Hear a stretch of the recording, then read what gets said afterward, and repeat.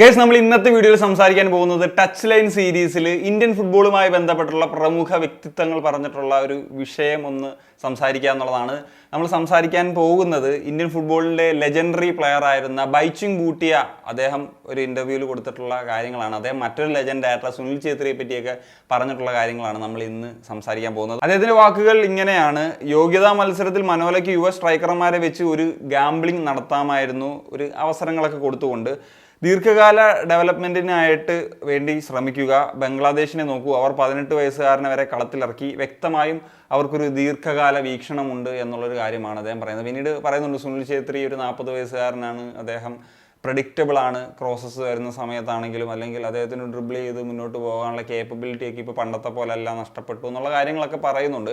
So ഈ ഒരു വിഷയത്തിൽ എനിക്ക് പറയാനുള്ള ഒരു കാര്യം എന്ന് വെച്ച് കഴിഞ്ഞാൽ, തീർച്ചയായിട്ടും ഞാൻ മുമ്പ് ഛേത്രിയെ തിരിച്ചെടുത്ത സമയത്ത് പറഞ്ഞിട്ടുള്ള ഒരു കാര്യമാണ്, ഛേത്രി ഒരു മെയിൻ ക്യാരക്ടർ ആക്കി മാറ്റിക്കഴിഞ്ഞാൽ അതൊരു വലിയ പ്രശ്നം തന്നെ ആയിട്ട് മാറും എന്നുള്ളത്. പക്ഷേ മനോളോ ചെയ്തതും ആ കാര്യം തന്നെയാണ്. ഇപ്പം കഴിഞ്ഞ 2 മത്സരത്തിൽ നോക്കി കഴിഞ്ഞാലും മെജോറിറ്റി ഓഫ് ദി മിനിറ്റ്സിൽ കളിച്ചിട്ടുള്ളത് സുനിൽ ഛേത്രി തന്നെയാണ്. അപ്പോൾ മറ്റു പ്ലേയേഴ്സ് എവിടെ, ഡ്രിബിൾ ചെയ്യുന്ന പ്ലേയേഴ്സ് എവിടെ, അല്ലെങ്കിൽ ഡ്രിബിൾ ചെയ്തിട്ട് സ്കോർ ചെയ്യുന്ന പ്ലേയേഴ്സ് എവിടെയെന്നൊക്കെ ഉള്ളത് പലർക്കും ചിന്തിക്കാം. പക്ഷേ ഓപ്പർച്യൂണിറ്റീസ് കൊടുക്കാവുന്നൊരു സാഹചര്യം ഉണ്ടായിരുന്നു. അപ്പം ഒന്നുകിൽ ഇപ്പോൾ ഇർഫാന് കൂടുതൽ സമയം കൊടുക്കുക, അറ്റ്ലീസ്റ്റ് ആ ഒരു ഫ്രണ്ട്ലി മത്സരങ്ങളിലെങ്കിലും, അല്ലെങ്കിൽ മറ്റ് പ്ലേയേഴ്സിനെ കൂടി പിക്ക് ചെയ്യും. ഇപ്പം ഡേവിഡിനെ എടുക്കാമായിരുന്നു, അല്ലെങ്കിൽ ഐ ലീഗിൽ എഡ്മണ്ടിനെയും ലാലുൻ സാലയൊക്കെ എടുക്കാമായിരുന്ന സാഹചര്യങ്ങൾ ഉണ്ടായിരുന്നിട്ടും അത് ഉപയോഗിക്കാതെ സ്ട്രൈക്കേഴ്സിൻ്റെ നമ്പർ കുറച്ചു എന്ന് പറയുന്നത് ഒരു പ്രശ്നം തന്നെയാണ്. പിന്നെ ബൈച്ചുങ് ഭൂട്ടിയുടെ ഒരു അഭിപ്രായത്തോടെ ഒരു വ്യത്യാസം ഉള്ളതെന്ന് വെച്ച് കഴിഞ്ഞാൽ, ഇപ്പം ഗാംബ്ലിംഗ് നടത്തുക, പ്രത്യേകിച്ച് ക്വാളിഫയേഴ്സിൽ ഒരു ഗാംബ്ലിംഗ് നടത്തുക എന്ന് പറയുന്നത് അത്ര ഒരു ലോജിക്കലായിട്ടുള്ള കാര്യമില്ല. കാരണം ഓരോ പോയിന്റും വളരെ ഇമ്പോർട്ടൻ്റ് ആണ്. പക്ഷേ അൺഫോർച്ചുനേറ്റ്ലി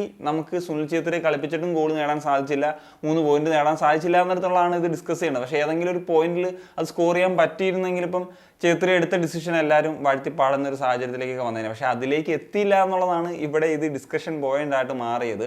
പക്ഷേ പറഞ്ഞ പോലെ മറ്റ് സ്ട്രൈക്കേഴ്സിനും കൂടി ടീമിൽ ഉൾപ്പെടുത്തുക എന്ന് പറയുന്ന ഫാക്ടർ ഫോമിൽ കളിക്കുന്നു. ഇപ്പം ലാലുൻ സാല ഐ ലീഗിൽ ഒരു മത്സരം അവശേഷിക്കുന്ന സമയത്ത് 10 ഗോൾസ് അടിച്ച് നിൽക്കുകയാണ്. ഡേവിഡും കിട്ടിയ സമയത്ത് ഗോൾസ് അടിച്ച് നിൽക്കുകയാണ്. എഡ്മണ്ടിൻ്റെ സാഹചര്യം അതുപോലൊക്കെ തന്നെയാണ്. അപ്പം അങ്ങനത്തെ പ്ലേയേഴ്സിനെ പിക്ക് ചെയ്യാവുന്നൊരു സാഹചര്യം ഉണ്ടായിരുന്നിട്ടും അത് ഉപയോഗപ്പെടുത്താത്തത് ഒരു പ്രശ്നം തന്നെയാണ്. പിന്നെ ബൈച്ചുങ് ഭൂട്ടിയ പറയുന്ന മറ്റൊരു കാര്യമാണ്, ഒരു ടീമിൻ്റെ വിജയം എപ്പോഴും പരിശീലകൻ്റെ തന്ത്രപരമായ പ്രതിഭയെയും കളിക്കാരുടെ ഗുണനിലവാരത്തെയും ആശ്രയിച്ചിരിക്കുന്നു. അത് രണ്ടും ഒത്തുവരണം. മികച്ച പരിശീലകരെ കൊണ്ടുവന്നാലും നിങ്ങൾക്ക് നല്ല കളിക്കാരില്ലെങ്കിൽ ആഗ്രഹിച്ച ഫലങ്ങൾ നേടുന്നത് ബുദ്ധിമുട്ടായിരിക്കും എന്നുള്ളതാണ്. അത് വളരെ വസ്തുത തന്നെയാണ്. കാരണം നമുക്കറിയാം, നമ്മുടെ നിലവിൽ ഇന്ത്യൻ പ്ലേയേഴ്സിൻ്റെ ഒരു ക്വാളിറ്റി എന്ന് പറഞ്ഞു കഴിഞ്ഞാൽ മോശമാണ്, പറയാതിരിക്കാൻ പറ്റില്ല, മോശമാണ്. നമുക്ക് ഇൻ്റർനാഷണൽ, അവർ ISL കളിക്കും, പക്ഷേ ISL കളിക്കുന്നോ അല്ലെങ്കിൽ ഇൻ്റർനാഷണൽ ഫുട്ബോൾ വരുമ്പോൾ അവിടെ പലപ്പോഴും മെജോറിറ്റി ഓഫ് ദി പ്ലേയേഴ്സ് ശരിയാവുന്നില്ല എന്ന് പറയുന്നൊരു പ്രശ്നം തന്നെയാണ്. അതുകൊണ്ടാണ് നമ്മൾ ഈ പറയുന്ന പോലെ എപ്പോഴും യൂസ് ചെയ്യുക എന്ന് പറയുന്ന കാര്യമൊക്കെ പറയേണ്ടി വരുന്നത്. അപ്പം പലരും പറയും നമ്മൾ ഗ്രാസ് റൂട്ടിൽ വർക്ക് ചെയ്താൽ മതി. അത് ഞാൻ എപ്പോഴും പറയുന്ന കാര്യമാണ്, അത് എഫക്റ്റീവായിട്ട് വർക്ക് ചെയ്യാൻ നമ്മുടെ ആളുകൾക്ക് കഴിയില്ല.